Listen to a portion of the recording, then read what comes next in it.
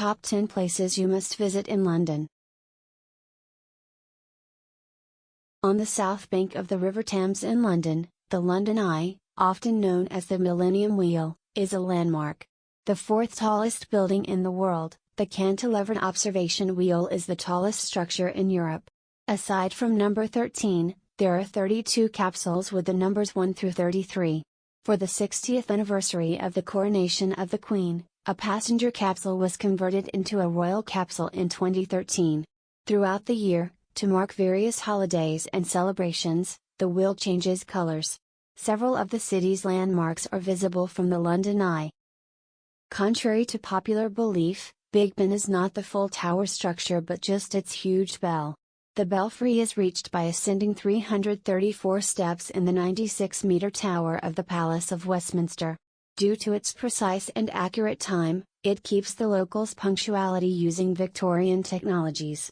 It has a few light bulbs on each face for visibility. The smaller bells and clock chimes can be heard every 15 minutes. The amount of seconds can be changed by adding or subtracting penny coins, which are used to regulate time. The residence of the Queen is Buckingham Palace, which also hosts official royal and governmental gatherings. It is positioned in the heart of London and is encircled by St James Park and Green Park. The palace occupies 39 acres and has an astonishing 775 rooms. The beautiful state chambers are open to the public when the Queen is not there. The changing of the guard, a ceremony where fresh soldiers replace those now defending the palace, is a well-known spectacle. The guard is changed starting at 10:45 a.m. on selected days. There is a formal handover at 11 a.m., complete with music. While you are there, be sure to check out the Queen's Gallery, which has over 450 pieces. By taking a tour of the Palace of Westminster, you may gain insight into British politics and discover how the Parliament and Big Ben were built. The enormous historical art and cultural items on display in the palace include a copy of the Magna Carta and several portraits of monarchs and lawmakers. The House of Lords' extravagant ornamentation is evidence that the construction project went over budget. Founded in 1835 by wax artist Marie Tussauds, Madame Tussauds is a well-known wax museum.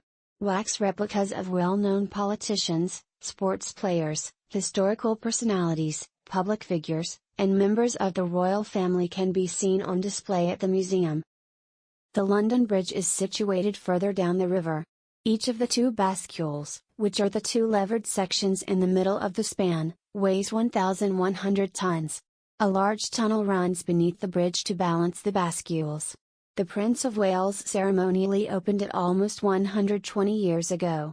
The bridge's name and ultimate design were influenced by the Tower of London, which is situated on one of its sides. The bridge normally opens once every day to allow boats to pass, although reservations are needed. The Anglican St. Paul's Cathedral was built between 1675 to 1711. One of the biggest domes on the planet houses the Whispering Gallery. The Whispering Gallery is a well-known place within the building because of how efficiently sound travels inside of it.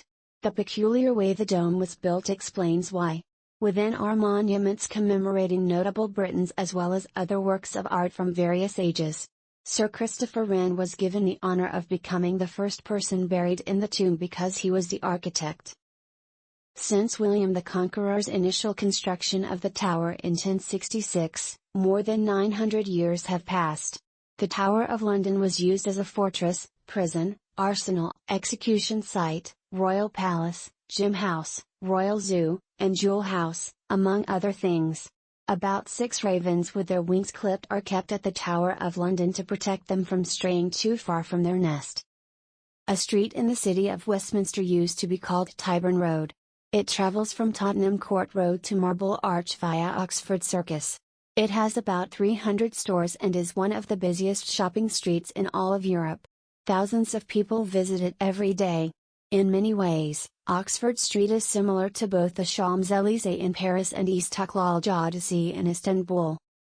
The British Museum, currently the oldest museum in the world, was established in 1759 as the first national museum. In 1879, the museum was one of the first buildings in London to have electricity installed. The British Museum is home to nearly 8 million items from throughout the globe.